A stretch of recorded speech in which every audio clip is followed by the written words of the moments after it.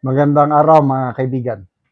Bigyan natin ng reaction opinion itong Facebook Reel o video posted by Net25 News and Information. Si Senator Alan Peter Cayetano. Buong sigla, buong tapang lumahok.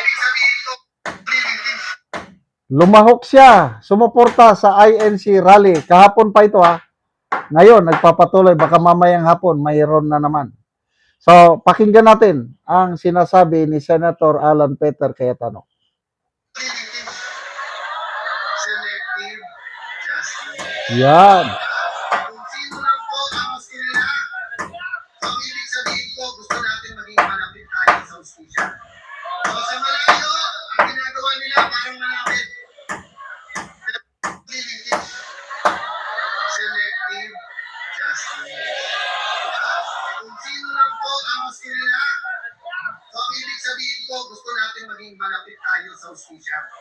So sa malayo, ang ginagawa nila parang malapit. Yan. Selective justice nga. Yung kabuuan nga ng pahayag ng spokesperson ng iglesia, si Brother Edwil Zabala. Hindi kami tutol sa pag-iimbestiga kung sino man nagkasala. Kailang tutol kami sa selective justice. Dahil ang gusto lang kasuhan kung sino ang gusto, yun lang. Sumagot naman si Auntie Claire Castro. Wala daw selective justice na nangyayari sa Marcos Jr. administration. Sumagot ang spokesperson ng ombudsman, si Atty. Clavano. Parehas daw ang ipinaglalaban ng ombudsman at ang Iglesia ni Cristo. Transparency and accountability. Wah, ang sarap pakinggan, ano? Kailang parehas pinaglalaban. Nasaan ang kaso ni Villanueva at Escudero, be? Bakit nauna pa si Jinggoy? Nauna pa si Marcoleta, nasasampa ng kaso. Yan tatlo na yan, oh. Romualdez, Villanueva, Escudero, nasaan na sila? And then Bunuan, imbes na nakatakda na yung trial, pinuspon ng Sandigan Bayan, kasi nga yung latest move ng ombudsman is i-discharge ang kaso. Tatanggalin na sa pangalan ng sinampahan ng ombudsman si Bunuan. Hindi pa rin patas pa rin ang gobyernong ito. We were not born yesterday. Puti na po ang aking buhok. Hindi kami naniniwala sa sinasabi ng ombudsman na parehas ang ipinaglalaban. Hindi ako naniniwala sa pahayag ni Auntie Claire Castro na walang selective justice. There is selective justice. Kaya tama lang ang pagrarally ng Iglesia ni Cristo. Magbasa muna ako sa mga comments, ha.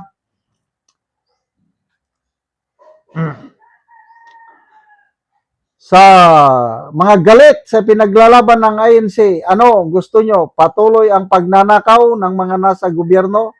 Bakit kayo ganyan? Pabayaan nyo na lang yung mga galit. Mga trolls yan.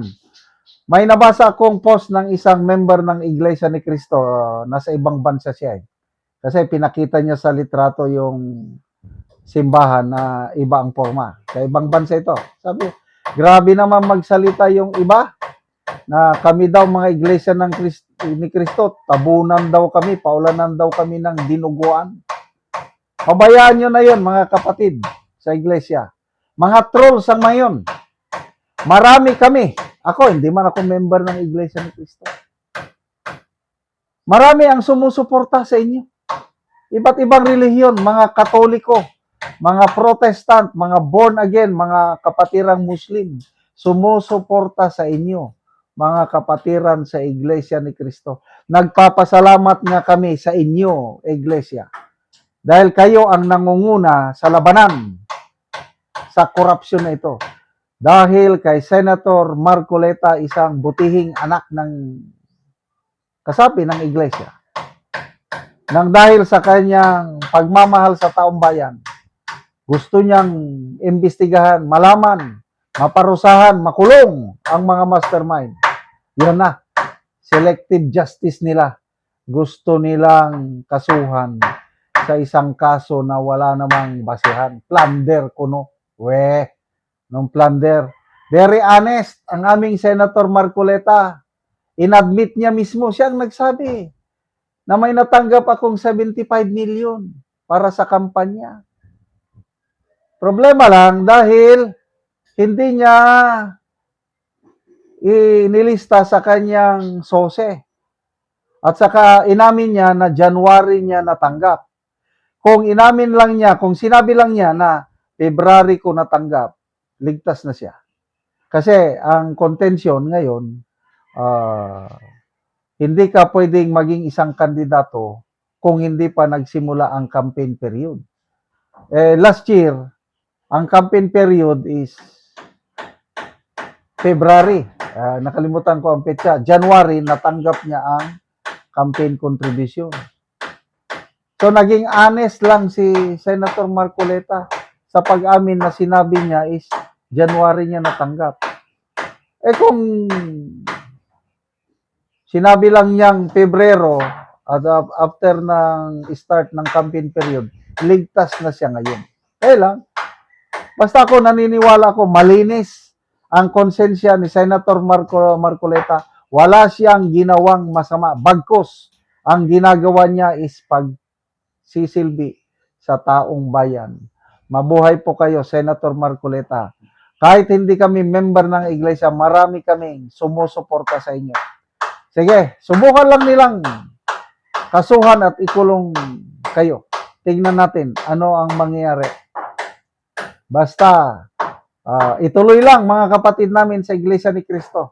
Mag-rally, suportahan ang ating minamahal na Senator Rodante Marcoleta.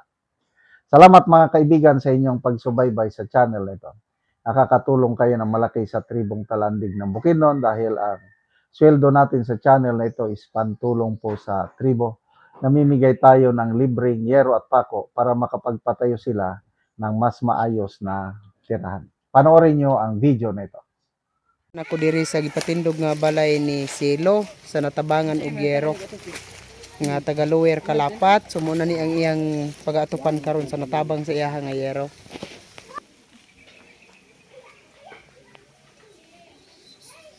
So muna ni ang Yero nga gitabang nga iatop karon. So kompleto gid na apay plinsin.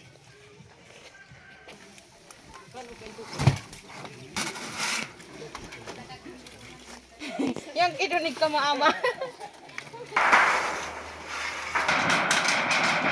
Dagay na ka po. Nimbis gani tagka.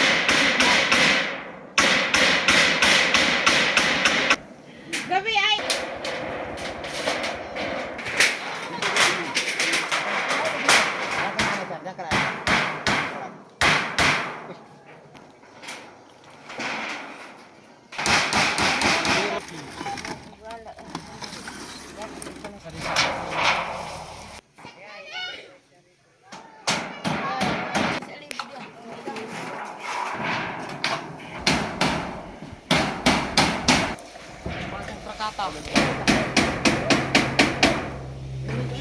O karon naman na gyud sa pag-atop ang ginatabang nga Yero. So makita gyud nato nga natupan na ang ilang gipatindog ni Silo nga balay. At sa Ginoo nga nakaatop na ko sa akong balay nga akong gipatindog. Salamat sa nagtabang sa Yero. Ginaot nga magpadayon pa para naapadaghang nagulat. Kung wala mo ang nagtabang kay di pa ko makapatindog sa akong balay. So, Salamat ako na gani ang ningkamot ani para makapatindog kog balay. So, ikaw? Salamat sa Ginoo. So ikaw na ani ang nagpatindog. Oh, So para makataod lang mig balay. para makabalay lang mo. Akong bana dagan man siya trabaho, busa ako na ang ningkamot nga magpataod mig balay nga. Matagaan mig Yero.